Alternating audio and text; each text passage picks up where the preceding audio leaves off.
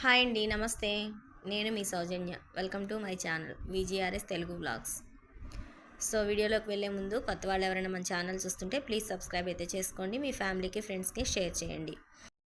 ఏంటి స్టార్టింగ్లోనే చెట్లు చూపిస్తున్నాను ఏంటి అనుకుంటున్నారా? ఏం లేదండి, మందార మొక్క వేసాం కదా, దానికైతే ఫస్ట్ పువ్వు అయితే వచ్చిందండి. అది మీతో అయితే షేర్ చేసుకుందామని వీడియో అయితే తీశాను. సో ఇంకా లోపలికి వచ్చేసి ఇడ్లీకి అయితే ప్రిపేర్ చేస్తున్నానండి. ఈరోజు టిఫిన్కి ఇడ్లీ వేశాను. సో ఫుల్ వీడియో అయితే ఏం లెంత్గా ఏం తీయలేదండి నేను. సో పిల్లలకైతే ఇడ్లీ పెట్టేసి ఇంకా వాళ్ళని రెడీ చేసి పెద్దోడిని అయితే స్కూల్లో వదిలిపెట్టేసి వచ్చాను. ఇంకా మధ్యాహ్నంకి అయితే రసం పెట్టేసి కాకరకాయ ఫ్రై అయితే చేశానండి. కాకరకాయ ఫ్రై వచ్చేసి నేను ఎలా చేస్తానండి మీకైతే చూపించేస్తానండి. సో ఫస్ట్ అయితే ఇడ్లీ పెట్టేస్తున్నాను పిల్లలకి. ఈ పిండి వచ్చేసి నేను నైట్ పట్టలేదండి, నైట్ నానబెట్టేశాను. నిన్నైతే టిఫిన్కి వేద్దాం అనుకొని అలాగే ఉండిపోయానండి, మర్చిపోయాను. ఇంకా పిండి అప్పటికప్పుడు పట్టాను ఉదయాన్నే. పొద్దున్నే లేసేసి ఫస్ట్ పిండి అయితే పట్టేసి ఇంకా ఉప్పు కొంచెం సోడా సాల్ట్ వేసి పక్కన పెట్టేశాను కొంచెం సేపు. ఇంకా తర్వాత అయితే ఒక 7కి అలాగా పిండి పట్టాను. తర్వాత 8:30కి అయితే ఇంకా ఇడ్లీ అనేది పెట్టానండి. పర్వాలేదు, పిండి కొంచెం జారుగా కలిపాను కదా, ఇడ్లీ అయితే కొంచెం మెత్తగానే వచ్చిందండి. ఇంకా సో పిల్లలకైతే పెట్టేసి పిల్లోడిని అయితే స్కూల్లో వదిలిపెట్టేసి మధ్యాహ్నంకి అయితే ఫ్రై అయితే చేస్తున్నాను. ఫస్ట్ రైస్ వండేసి రసం అయితే పెట్టేశానండి. ఇంకా ఫ్రై ఒకటి చూపిస్తానని చెప్పాను కదా, అందుకనేసి కాకరకాయ ఫ్రై మాత్రమే వీడియో తీశాను. సో ఫస్ట్ అయితే చిన్న చిన్న కాకరకాయలండి, ఈ చిటి కాకరకాయలు అంటారు కదా, అవి తెచ్చారు మా ఆయన. సో అవి అయితే తొడాలు కట్ చేసేసుకొని పైన కొంచెం లైట్గా ఆ తొక్క అనేది తీసేసి ఇలా రెండుగా అయితే కట్ చేసుకుంటున్నానండి. సో మధ్యలో ఘాట్ పెట్టుకోవచ్చు, నాకు ఎందుకో ఒక్కోసారి ఇలా కూడా చేస్తే బాగుంటుంది కదా అనిపిస్తుంది. సో ఇలాగైతే మధ్యలోకి అయితే కట్ చేసేసి ఇందులో కొంచెం చింతపండు, కాయలకు సరిపడా ఉప్పు వేసేసుకొని కాకరకాయలు అయితే ఫస్ట్ ఉడకపెట్టేసుకుంటానండి. సో చూడండి, కాయలన్నీ ఈ విధంగా అయితే కట్ చేసుకుంటున్నాను. ఇంకా వాటిలో ఒక పండుకాయ అయితే వచ్చిందండి, అందులో వచ్చేసి సీడ్స్ పండిపోయి ఉన్నాయి. ఇంకా అవి తీసేసి వేరే ప్లేట్లో పెట్టానండి. అవి కొంచెం ఆరబెట్టేసి మొక్కలు అయితే వేద్దామని చెప్పేసి, ఆ విత్తనాలు గుచ్చితే మొక్కలు వస్తాయి కదా, అలాగా కొంచెం చినుకులు పడుతున్నాయి కదా, కొంచెం వేద్దామని చెప్పేసి ఇంకా విత్తనాలు అయితే పక్కన పెట్టేశాను. సో ఇంకా ఇవన్నీ గిన్నెలో వేసేసి అందులో తగినంత నీళ్లు పోసి ఒక నిమ్మకాయంత సైజు చింతపండు తీసుకున్నాను. కాయలకు సరిపడా ఉప్పు వేసేసి కొంచెం ఉడకబెట్టేసుకుంటానండి.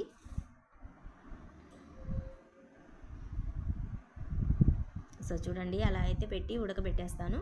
ఇవి కొంచెం బాయిల్ అయ్యేసరికి చింతపండు బాగా నానిపోతుంది కదా, మనం కొంచెం గెరిటితోటి కొంచెం కలిపెట్టేసామంటే కాయలకి అన్నిటికీ చింతపండు పులుసు అనేది పడుతుంది, మనకి చేదు అనేది ఉండదండి అసలు. సో ఇంకైతే స్టవ్ మీద పెట్టేసి ఉడకబెట్టేసుకుంటున్నాను. ఇంకా సో రసం పెట్టేసి రైస్ చేసేసానని చెప్పాను కదా, ముందుగా అయితే రసం పెట్టి పక్కన పెట్టేశానండి. రైస్ అయితే కడిగి పెట్టేశాను, ఇంకా అది కూడా ఉడికిపోయింది.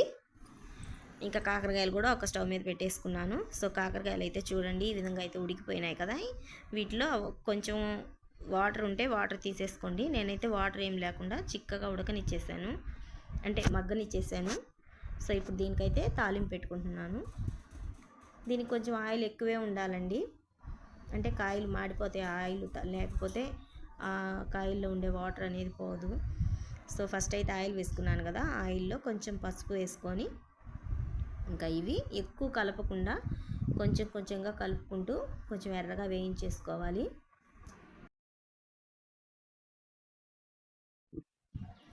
సో చూడండి ఫ్రై అయిపోయినాయి కదా, ఇప్పుడు ఇందులోకి వచ్చేసి ఈ కాయలని కొంచెం పక్కకు జరుపుకొని, ఆయిల్ ఇష్టం లేదు అనుకున్న వాళ్ళు ఆయిల్ తీసేసుకోవచ్చండి. నేను అందుకే ముందు ఆవాలు జీలకర్ర ఏమీ వేయకుండా కొంచెం పసుపు మాత్రమే వేసి వేయించేసుకున్నాను. కొంచెం బాగా ఫ్రై అయిపోయింది కదా, ఇంకా ఇందులో ఎక్కువ ఉన్న ఆయిల్ కొంచెం తీసేసానులేండి.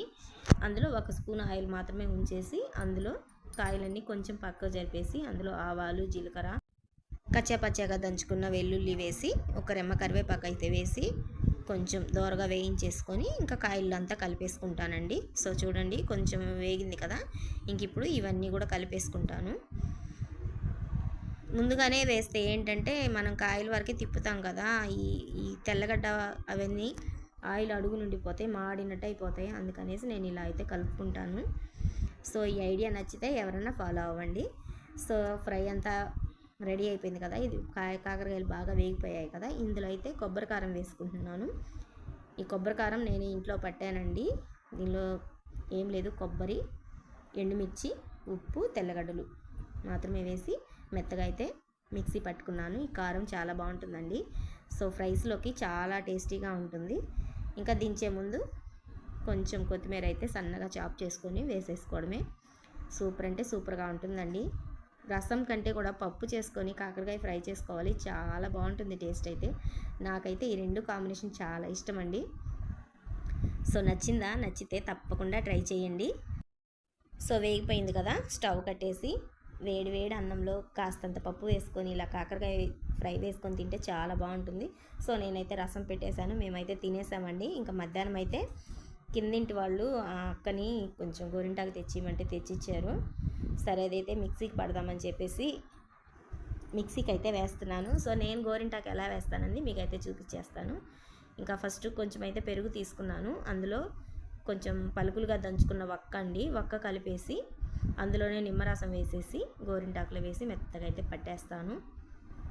సో నేనైతే ఎప్పుడు ఇలాగే చేస్తాను. కొంతమంది అయితే ఏం వేయరండి, వట్టి గోరింటాకులో కొంచెం నిమ్మకాయ పిండేసి పడతారు కదా, బాగుంటుంది. సో నేనైతే ఫస్ట్ నుంచి ఇలాగే చేస్తాను. ఇంకా అదే విధంగా గోరింటాకు అయితే పట్టుకుంటున్నాను. సో ఆషాఢ మాసం అయితే వచ్చింది కదా, గోరింటాకు పెట్టుకుంటారు. కానీ నేనేం చేశానంటే అది చిన్న జార్లో వేయకుండా పెద్ద జార్లో వేసానండి. మిక్సీ అది పడలేదని చెప్పేసి కొంచెం వాటర్ అయితే వేసాను, కొంచెం ఎక్కువైతే వాటర్ అయింది. ఇంకా ఆఖరికైతే నేను గోరింటాకు అయితే పెట్టుకోలేదండి, నైట్ పెట్టుకున్నాను. పెట్టుకున్న వెంటనే చిన్నోడైతే లేచి ఏడుస్తూ ఉన్నాడు. ఇంకా చేతులు పెట్టుకున్న గోరింటాకు కడిగేసానులేండి. కాకపోతే ఆశకైతే గోరింటాకు అయితే పట్టుకున్నాను కానీ పెట్టుకోవడం అయితే కుదరలేదు ఈసారి. మళ్ళీ నెక్స్ట్ వీక్ అయితే ఇంకోసారి తెప్పించుకొని మళ్ళీ అయితే చేసుకోవాలి. సో ఇంకా అదే మిక్సీ జార్లో హెయిర్ ప్యాక్ అయితే రెడీ చేసుకుంటున్నానండి. సో మెంతులు, మందారాకు అప్పుడప్పుడు ఒక మంత్కి 2 సార్లు అయినా పెట్టండి, హెయిర్ చాలా బాగుంటుంది. సో నేను తలకు పెట్టుకునే దానికోసమే నేను మందార చెట్టు కూడా ఇంట్లో తెచ్చి వేసుకున్నానండి. ఆ మెంతులు నానబెట్టిన వాటర్ ఉంటాయి కదా, అవి అలాగే వేయకుండా కొంచెం మనం తాగినా కూడా చాలా బాగుంటుందండి. మనకి అంటే హెయిర్కి వచ్చేసి మనం ఏది ప్యాక్ పెట్టినా కూడా అది పై నుంచే ఉంటుంది కదా, మనకు బాడీలోంచి విటమిన్స్ అందితేనే మన హెయిర్ అనేది బాగుంటుంది. సో తాగగలిగిన వాళ్ళు ఉంటే ఆ వాటర్ తాగేసి ఆ మెంతులు మిక్సీకి వేసుకొని మన హెయిర్కి పెట్టుకుంటే చాలా మంచిది. నేనైతే ఒక్కోసారి తాగేస్తానండి, ఒక్కోసారి అయితే అలాగే వేసేస్తాను. సో ఇప్పుడైతే ఇలాగే వేసానులేండి, నేను తాగలేదు. ఇంకా ఫస్ట్ అయితే మెంతులు, మందారమాకు వేసి మెత్తగా పట్టేసుకున్నాను కదా, అందులోనే కొంచెం సగం పట్టిన తర్వాత ఒక 2 స్పూన్లు అయితే పెరుగు వేసాను. పెరుగు వేసేసి ఈ విధంగా మెత్తగా అయితే పేస్ట్ చేసేసుకున్నానండి. ఇంకా హెయిర్కి అయితే పెట్టుకుంటున్నాను.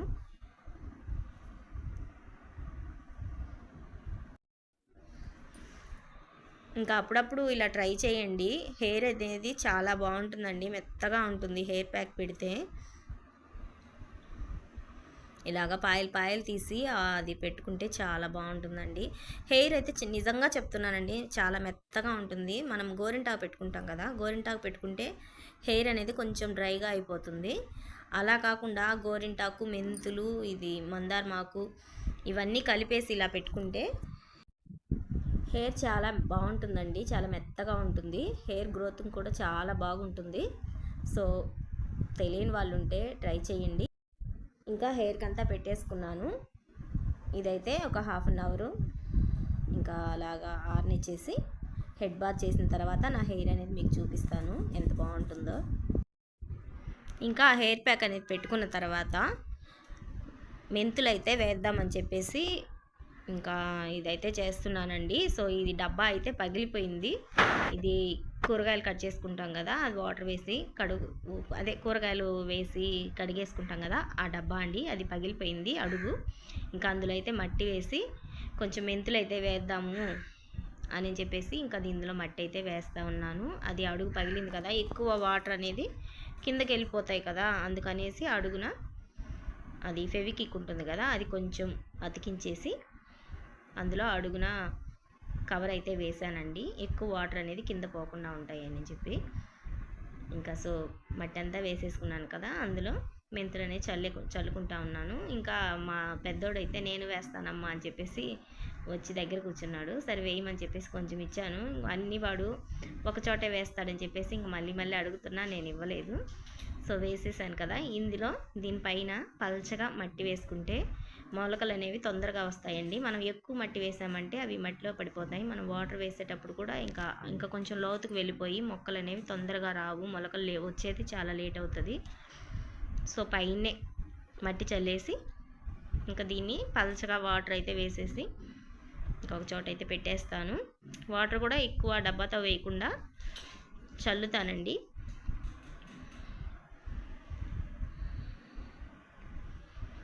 సో ఈ విధంగా అయితే చల్లేసి ఇంకా దీన్ని అయితే పక్కన పెట్టేస్తాను. ఇంకా ఏం లేదండి, ఈ మొక్కల కింద కొంచెం నీళ్లు నిలబడినా సరే అవి మరకలు అయిపోతున్నాయి. ఇంకా మళ్ళీ అవి కడిగి తుడివాలంటే చాలా టైం పడుతుంది. మొక్కల వాటర్ అంతా కూడా కిందకు వచ్చేసి మరకలు అయిపోతూ ఉన్నాయి. ఇంకా అవి అంతా మరకలంతా పోవాలంటే మళ్ళీ ఒకసారి బ్లీచింగ్ పౌడర్ అంతా వేసి బాగా తుడిచి ఆరబెడితే తప్ప ఆ మరకలు పోవట్లేదు. చూడండి ఈ పక్క డబ్బా కింద ఎలా మరకలు పడిపోయినాయో. మరకలు అటు పక్కన పెట్టేస్తే ఏంటో పురుగులు వస్తూ ఉన్నాయండి. ఇవి మిడతల్లాగా ఉంటాయి కదా, ఆ మిడతలు అనేవి చాలా ఎక్కువ వస్తున్నాయండి. సో వాటికి ఏదైనా చెయ్యాలి. సో ఇంకా ఈ మొక్కల మధ్య పెట్టాను. విడిగా పెడితే మా పిల్లలు గమ్ముగా ఉండరు, అందుకనేసి ఇంకా మొక్కల మధ్యలో వాళ్ళకి కనిపించకుండా పెట్టేసి కొంచెం వాటర్ అనేది చల్లేసి ఇంకా వదిలేసాను.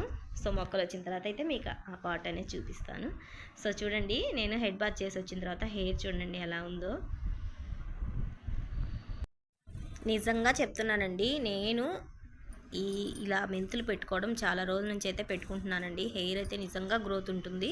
సో వీడియో నచ్చింది అనుకుంటున్నాను. నచ్చితే లైక్ చేయండి, షేర్ చేయండి, సబ్స్క్రైబ్ చేయండి. మీ ఫ్యామిలీకి ఫ్రెండ్స్కి షేర్